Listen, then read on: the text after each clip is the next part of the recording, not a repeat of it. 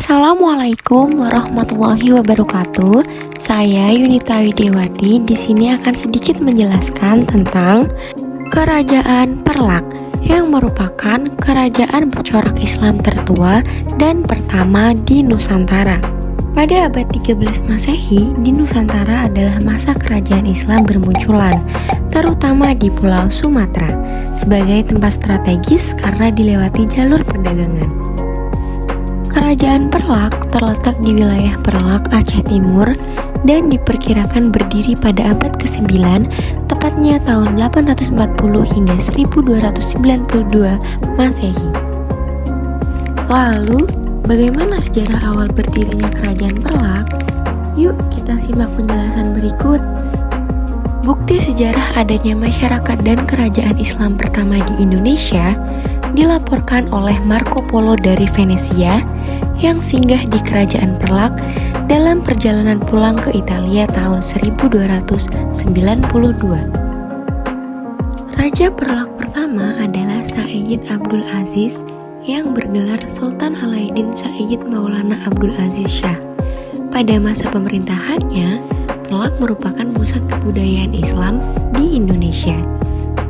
Dengan berdirinya Kerajaan Perlak, maka semakin banyak orang Arab dari kalangan Syiah ataupun Sunni yang datang untuk berdagang.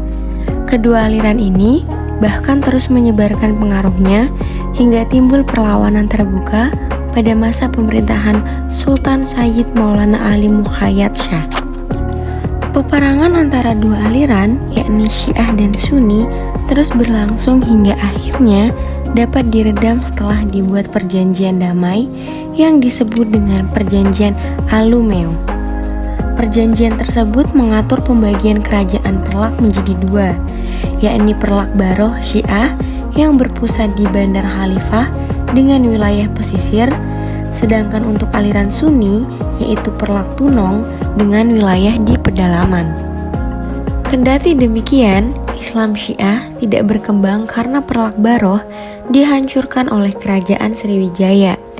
Kondisi inilah yang membangkitkan semangat bersatunya kembali kepemimpinan dalam Kesultanan Perlak. Sultan Mahdum Alauddin Malik Ibrahim Shah Johan akhirnya ditetapkan sebagai Sultan ke-8 yang berdaulat dan melanjutkan perjuangan melawan Sriwijaya hingga tahun 1006.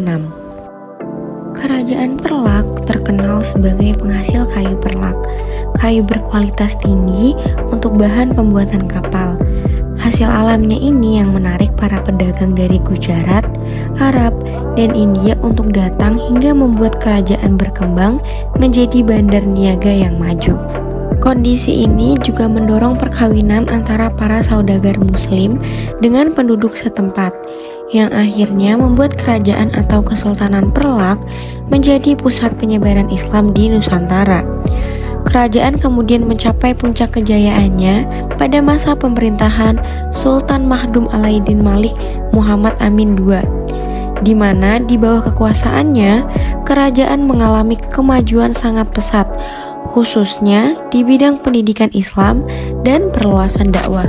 Setelah itu, ketika Sultan ke-18 yaitu Sultan Mahdum Alauddin Malik Abdul Aziz Johan meninggal, Perlak disatukan dengan Kerajaan Samudra Pasai. Peninggalan Kerajaan Perlak dirangkum dari sejarah kebudayaan Islam. Berikut ini peninggalan dari Kerajaan Perlak yang menarik untuk disimak.